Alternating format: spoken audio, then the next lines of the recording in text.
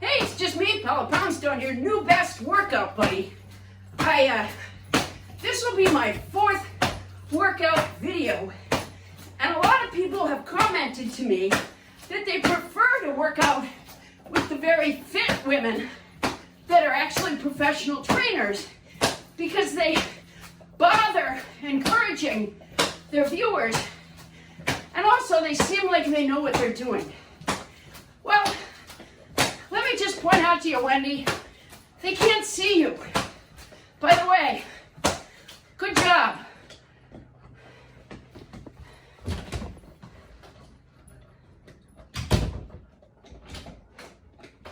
Fantastic. All right. I thought that, because we're just warming up. So I thought we'd start with a stretch. I forget what this is called. It's called a stretch. It's like a side stretch. All right, you're going to go down as far as you can. Now, I was watching one of those videos with the trainers, and there's a woman on a mat, and then behind her are 2 like disciple people on mats behind her, and with a perfectly pleasant face. She wasn't doing this stretch, she was doing another stretch, but she said, "I love this stretch. I love to do this stretch." And the 2 disciples were like, "Yes, we love this stretch." And then if you look closely, you could see a tear fall on the mat of one of the disciples. The only problem with this stretch is that I'm never quite sure that I'm not permanently injuring myself. And so I suppose if it really hurts you, you should stop. But I want some woman being like, "Carl, get the car. I think I pulled something. Get the car." I was working out with that clown woman. That woman that does the workouts where she pees herself in the beginning. And then I was working, "Carl, get the car. Don't worry about your mask. Just wrap Bart's leotard around your face." I don't know why Bart has a leotard. It doesn't matter. We love him for who he is, Carl. I've told you that before. Get the car. I don't want that to happen. All right, so that's the essence of it. You just go as far down as you can that way. Really, the hardest part is coming back up again. So you might want to alert your neighbors before you do it, because you always have to go when you're coming up. I'm sure that nature meant for you to do that. All right, here's another kind of a stretch. It's pretty simple. I had one workout guy that used to call it toy soldiers, which is you're going to take that hand and connect it to that foot. Okay, so you swing that hand around, swing that foot up.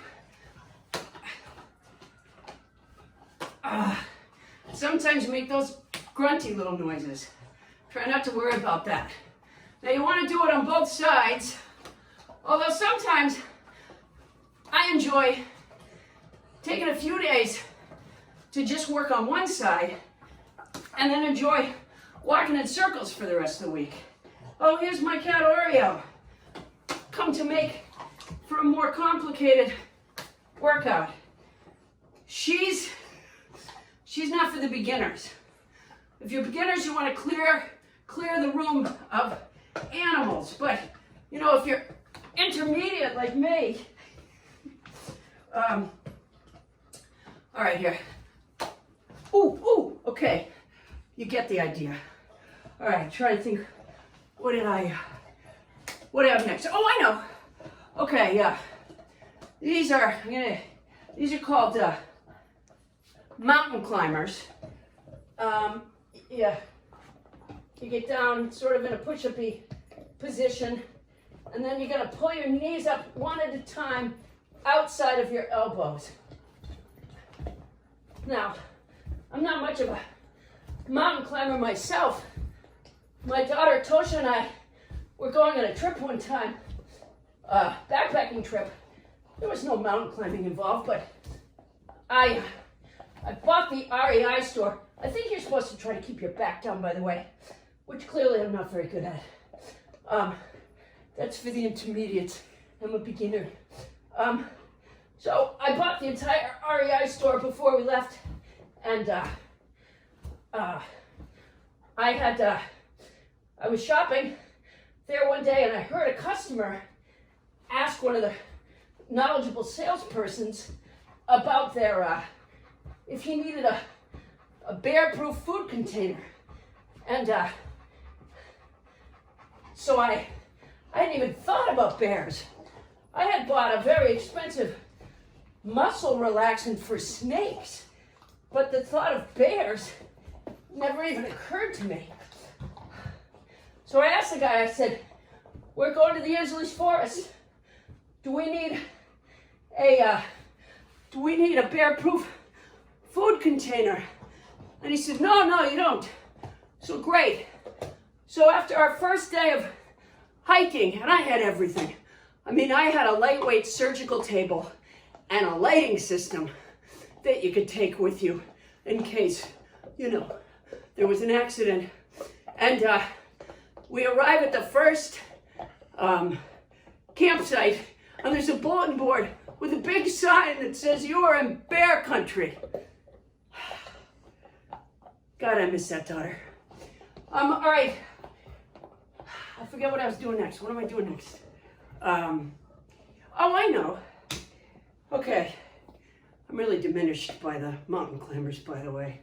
And I didn't even have a backpack. Okay, so this next thing is it's a side, what do you call that, plank, but you do it with a crunch. Sorry, Ariel, I kicked her in the head. So you do it with a crunch like that there. Now, you can modify it. Here, I'll show you the other side. It's so different.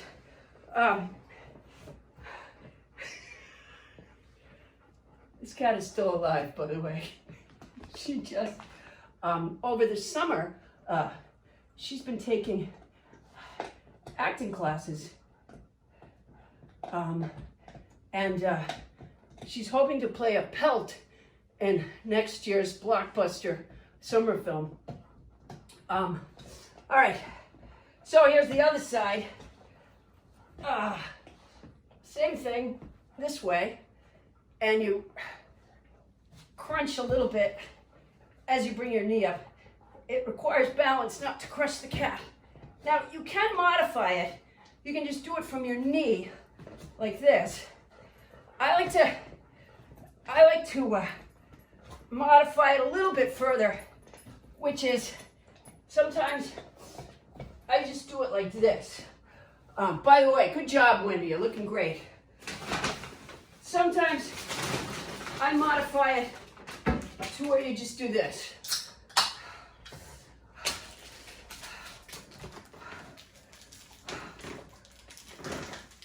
And make sure you're squeezing your butt muscles and engaging your core. Yeah, sometimes I modify it like that. All right, did you get the idea? God, I love this modification. And you look fantastic. All right, now we're going to my favorite move. Wait a minute. I know a lot of people have pets that do tricks. It took me years to train this. I have a cat who goes in a bag. All right, so now we're going to do my favorite exercise, which is plank therapy. Before we do that, I'm going to have to do the dog push. Mo, I need you to move. Mo, come here. Good dog.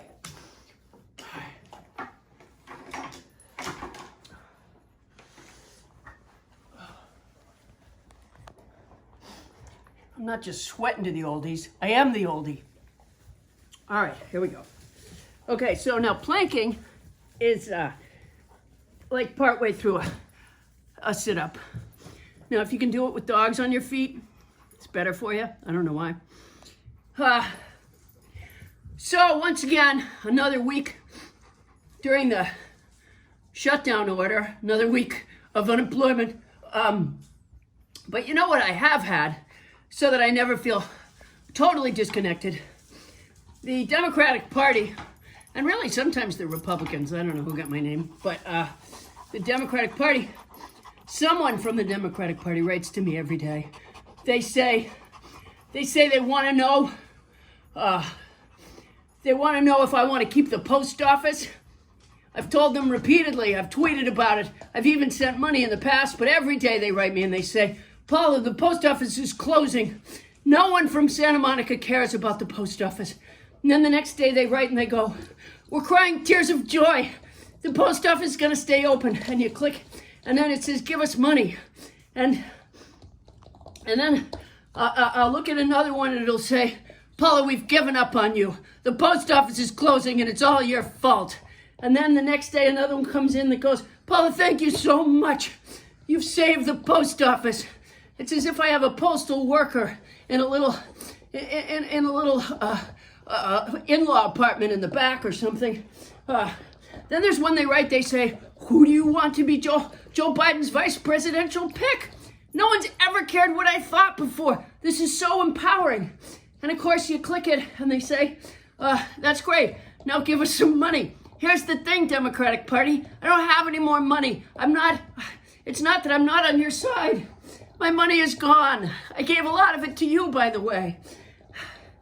And every day they write and say, who do you think should be vice president? I finally wrote my own name in. I says, geez, if my opinion's that important, I should step up and do the job. All right, you know what? I think the warm-up's over. Wait a minute. It is good to intensify it a little bit towards the end. That's all I can do. Cut.